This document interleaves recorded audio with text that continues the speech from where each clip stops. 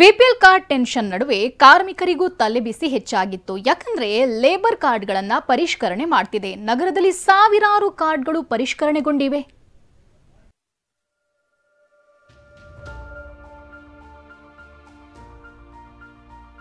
ಬೆಂಗಳೂರಲ್ಲಿ ಕಾರ್ಮಿಕರ ದೊಡ್ಡ ಸಮೂಹವೇ ಇದೆ. ಫ್ಯಾಕ್ಟರಿ, ಕಟ್ಟಡ ಕಾಮಗಾರಿ ಸೇರಿದಂತೆ ನಾನಾ ವಲಯದಲ್ಲಿ ಲಕ್ಷಾಂತರ ಕಾರ್ಮಿಕರು ದುಡಿಯುತ್ತಿದ್ದಾರೆ. ಇಂಥವರ ಕಲ್ಯಾಣಕ್ಕಾಗಿ ಕಾರ್ಮಿಕ ಇಲಾಖೆ ಲೇಬರ್ ಕಾರ್ಡ್ ನೀಡಿದೆ. ಕಾರ್ಮಿಕರಿಗೆ, ಅವರ ಕುಟುಂಬದ ಸದಸ್ಯರಿಗೆ ಅನೇಕ ಸೌಲಭ್ಯಗಳನ್ನ ನೀಡಿದೆ. ಇದೀಗ ಬಿಪಿಎಲ್ ಕಾರ್ಡ್ಗಳ ಜೊತೆ ಲೇಬರ್ ಕಾರ್ಡ್ಗಳಲ್ಲೂ ಅನರ್ಹರನ್ನ ಪತ್ತೆ ಹಚ್ಚಲಾಗ್ತಿದೆ.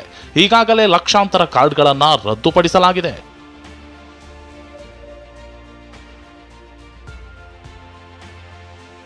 ವಿಷಯ ಏನಂದ್ರೆ, ಕಾರ್ಮಿಕ ಕಲ್ಯಾಣ ಮಂಡಳಿಯಲ್ಲಿ 38,42,000 ಕಾರ್ಮಿಕರ ನೋಂದಣಿಯಾಗಿದೆ.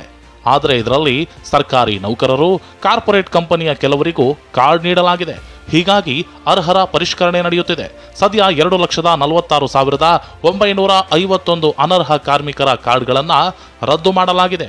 ಈ ಪೈಕಿ ಹಾವೇರಿಯಲ್ಲಿ 1,69,180 ಕಾರ್ಡ್ಗಳು ಅಮಾನತಾಗಿವೆ. ಬೆಂಗಳೂರು ನಗರದಲ್ಲಿ 2,962 ಕಾರ್ಡ್ ಡಿಲೀಟ್ ಆಗಿವೆ. ಇನ್ನು ಬೆಂಗಳೂರು ಗ್ರಾಮಾಂತರದಲ್ಲಿ 402 ಕಾರ್ಡ್ಗಳು ರದ್ದಾಗಿವೆ. ಬಟ್ ನಾವು ಯಾವುದೇ ಕ್ಯಾನ್ಸಲ್ ಮಾಡಿದ್ರೆ ಜೆನ್ಯೂನ್ ಇದ್ರೆ ಅದನ್ನ ಮತ್ತೆ ರಿವಿಸಿಟ್ ಮಾಡ್ತೀವಿ.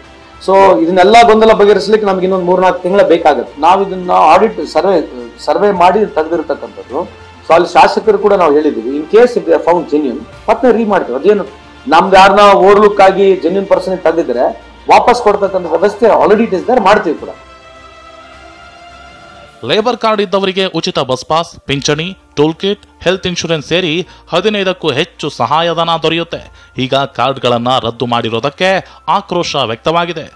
ಏಕಾಏಕಿಗೆ ನೀವು ನಕಲಿ ಅಂತ ತೀರ್ಮಾನಕ್ಕೆ ಬರಬೇಕಾದ್ರೆ ಯಾವ ಸಂಘಟನೆಯವರು, ಕಾರ್ಮಿಕ ಇಲಾಖೆ ಇನ್ಸ್ಪೆಕ್ಟರ್ಗಳು ಮಾಡಿರ್ತಕ್ಕ ಕಾರ್ಡುಗಳು ನಕಲಿ ಆಗಿದೆಯಾ ಅಥವಾ ಸಂಘ ಸಂಸ್ಥೆಗಳು ಮಾಡಿರ್ತಕ್ಕ ಕಾರ್ಡುಗಳು ನಕಲಿ ಆಗಿದೆಯಾ, ಇದನ್ನು ನೀವು ಡೀಟೇಲಾಗಿ ಎಕ್ಸ್ಪ್ಲೈನ್ ಮಾಡಬೇಕು. ಏನು ಇಲ್ದಿರ ಏಕಾಏಕಿಗೆ ಕಂಪ್ಲೀಟ್ ನಕಲಿ ಕಾರ್ಡ್ ಅಂತ ರದ್ದು ಮಾಡಿದ್ರೆ ಆ ಫಲಾನುಭವಿಗಳ ಹಿತದೃಷ್ಟಿ ಏನಾಗ್ತದೆ, ಅದನ್ನು ಯು ಆರ್ ಟೋಟಲಿ ನೆಗ್ಲೆಕ್ಟೆಡ್. ಒಂದ್ ಕಡೆ ಬಿಪಿಎಲ್ ಕಾರ್ಡ್ಗಳ ಜೊತೆ ಕಾರ್ಮಿಕರ ಕಾರ್ಡ್ಗಳ ಪರಿಷ್ಕರಣೆ ನಡೆಯುತ್ತಿದೆ. ಕಳ್ಳಾಟ ಆಡಿ ಕಾರ್ಡ್ ಪಡೆದವರಿಗೆಲ್ಲ ಭಯ ಶುರುವಾಗಿದೆ. ಪೂರ್ಣಿಮಾ, TV9 ಬೆಂಗಳೂರು.